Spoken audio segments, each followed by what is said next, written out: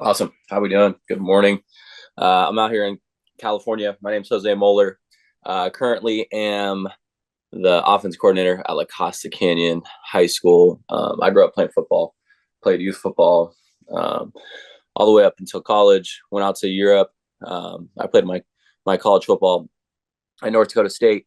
Uh, had a stint there, transferred to Central Washington, and then played overseas.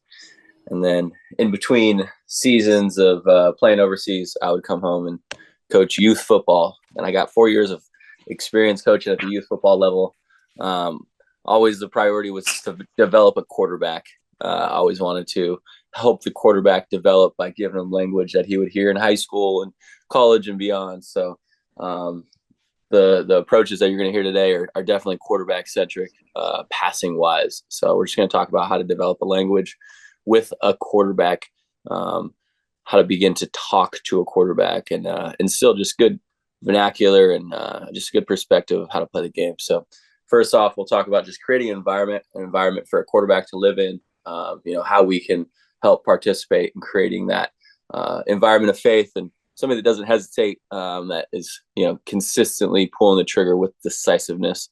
We're going to build a language. The way you speak to your quarterback is going to be very important. That is consistent with just precisely packaged verbiage. They're consistently hearing the same thing, so they can get out there and facilitate the way that they play the game in a very similar manner. So we'll talk about tactics and reading coverage, just little simple hacks that we can rely on to allow us to figure out what the defense is doing to us and how to attack them. We'll talk about types of reads. We categorize concepts based off style of read.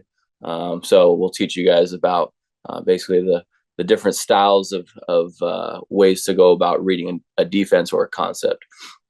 All right, so we'll start it off. Creating an environment. Coaches have such a big say in creating an environment, especially for a young quarterback. Our first step in creating an environment is creating an environment of process, not creating an environment of end result. Especially at the youth level, if you're an incompetent coach, you're going to coach mainly on the behalf of the result. Well, in hindsight, there was a guy open. You should have put it here. Yada yada yada.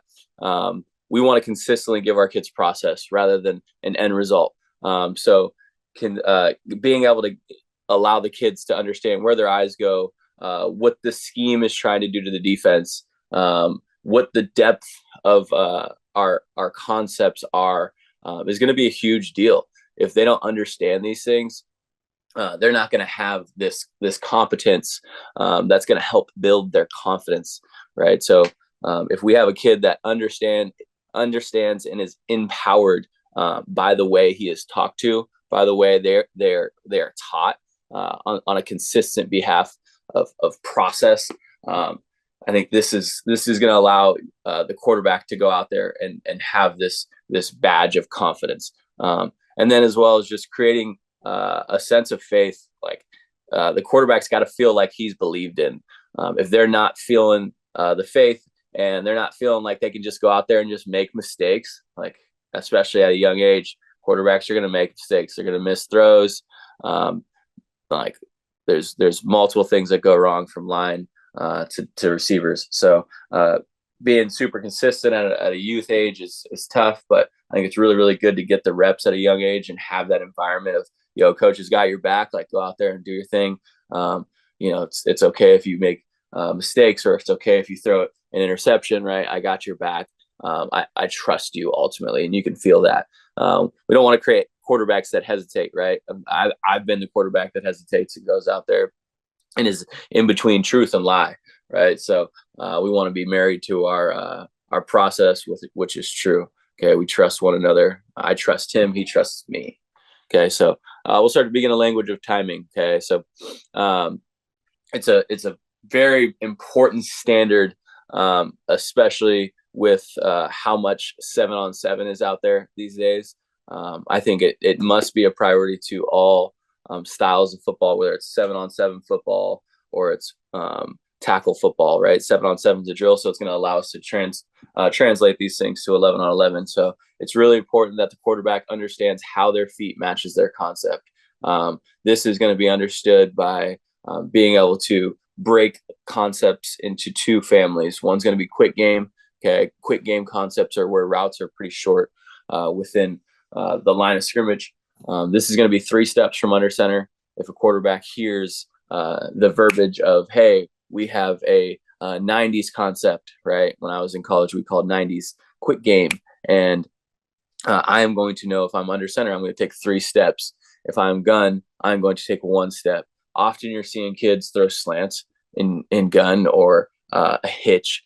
A hitch in gun isn't bad with 3, but just particular routes off rhythm, right? They're just too late to be able to optimize the style of concept. So I think it's really important that you guys categorize the style of thinking with quick game from under center, 3 steps, 1 step from gun, and then drop back is going to be 5 steps from under center and 3 steps from gun. Okay, pretty simple. If it's 5 from under, 3 from gun. Okay, so the next part is understanding if the ball comes out at the top of their drop on the plant or if it comes out with a reset, right? So we'll call on time. So if we're saying 3 on time, you're going to take 3 on time from gun quarterback. That's going to mean as soon as your back foot hits the ground, as soon as your plant foot hits the ground, the ball is gone, right? The defense gives you that particular area of the field, so you pull the trigger and throw it at the top of your drop, firm at the top of your drop, right? If that area of the field is taken away, then we will reset to the number 2 receiver.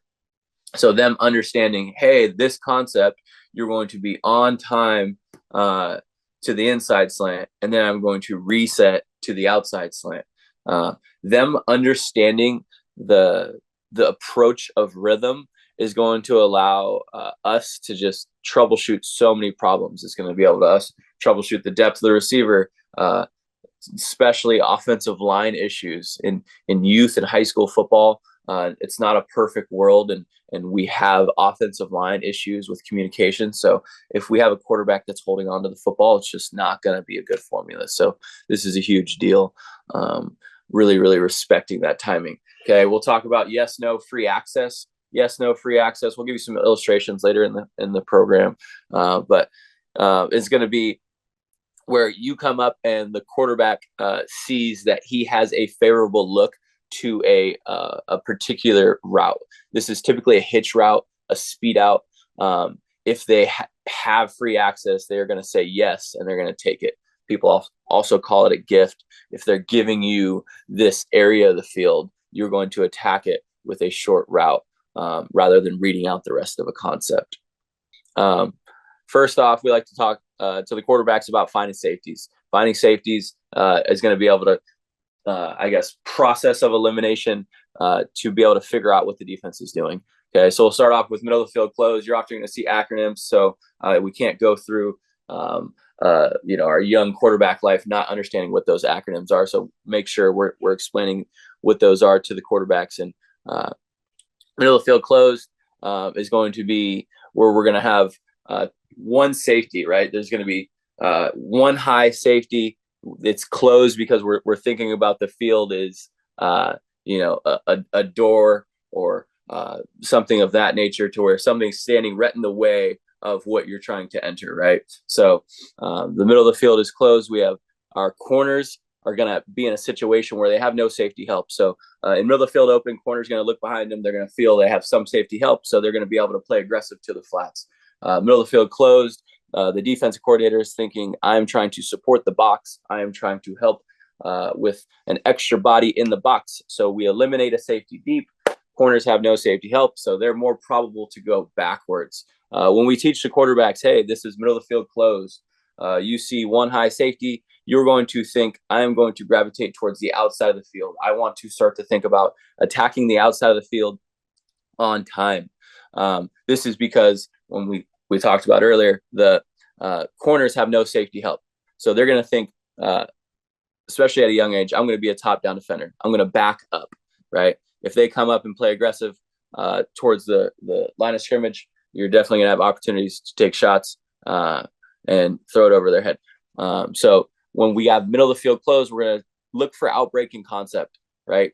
Concepts that are attacking the vulnerability of that corner, of that edge of the field. So when quarterbacks come up to the line of scrimmage, you're going to think, I'm going to attack outside in. I'm going to attack the outside of the field on time. Okay, so the two versions of middle of the field close are going to be cover 3 and man free. We're going to be able to tell the difference of these between their eyes and their hips. We'll talk about different cues, but we'll just kind of leave it at middle of the field open close right now. So we're going to go to the opposite one, middle of the field open. Okay, you're going to have cover 2, cover 4, and cover 6. Now we have 2 safeties, right? This is going to be traditional when you see like a 10 personnel, 11 personnel offense. You're going to see 2 safeties deep. There's nobody in the middle of the field, right? There's people. There's 2 corners that are in the flats in your traditional country cover 2, and then we have our safeties 12 to 15 yards off the field, off the hash, right? In quarters, you're going to see more of a safety that's on the hash with his eyes on the number 2 receiver. They're reading the stem of the number 2. If the safety is a little bit more up, this is really important to understand. If the safety is more up and eyes on 2, the corner doesn't have as much help. The corners and safeties are a family of how they function. So we'll start to kind of understand the importance of understanding what the safety does. The corner will facilitate its actions off of. So when it's open, now the corner looks behind him. He's got help, right? The corner has help, so they can play aggressive to the flats. Like we talked about, the particular depth is going to kind of give that corner ultimately where he's vulnerable and how to facilitate the way he plays the play. Okay, so pre-snap, we're going to look for safeties like we talked about. Is the middle of the field open, closed? If the middle of the field is open, right, we're going to understand that we have the opportunity of cover 4, cover 2, cover 6. Okay, what are the corners doing? What's their depth? Are they press? Are they cloud? Are they off? Okay, so teaching the quarterbacks these particular depths is going to allow you guys to talk on the sidelines and have a line of communication. The depth is going to be important to just being able to figure out what concepts you guys want to run. A lot of times in football, you're going to see off corner. So the quarterback comes up, he says, "Oh, coach, it's off corner. Let's throw a hitch." That's a great way to start just creating a quarterback that's very empowered, that understands how to attack a defense. Okay, so our off corner is going to be 5 to 7 yards off the line, or off the line of scrimmage, off the receiver they're guarding. Cloud corner is going to be 4 to 6 yards cushion, just slightly inside shade pre-kick, probably. And then a press corner is going to be at the line of scrimmage or 3 yards off.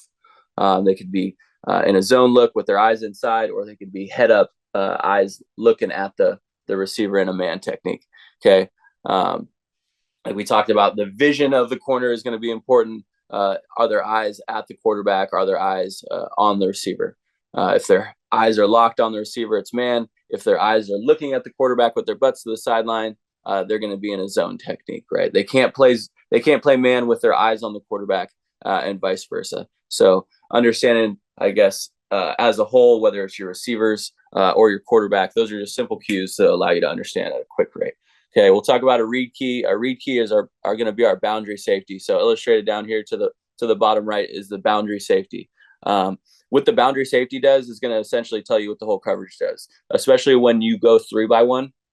If you're going 3-by-1, they're going to either put 2-over-1 to the single receiver side. So if this is the boundary safety down here to the right, and he favors to that single receiver side and goes to a half field technique, that's just going to tell you the corner is going to come down. It's 2-over-1. Right now, we can make our decision and say, "Oh, I'm not going to work the single receiver side. I'm going to work my concept." If that boundary safety, what you'll see a lot in high school is like a lock situation. So they'll go too high, and then they'll put the boundary safety, and he'll just try to rob the 3 from across the field. If the safety gets his eyes across the field, stays flat-footed, then you know it's one-on-one backside. If the safety rolls to the middle of the field, you know it's one-on-one backside. So understanding just how to make quick decisions based off that boundary safety, teaching young kids that boundary safety is going to give you a lot of answers in what the defense is doing, I guess, from pre-snap to post-snap. As you're in, really young stages of youth football, defense is going to stay pretty stagnant. So, it won't be that difficult, but as you get older and into 13, 14, things get a little bit quicker. So, I think understanding the place we need to get our eyes to figure out ultimately what the end coverage is important.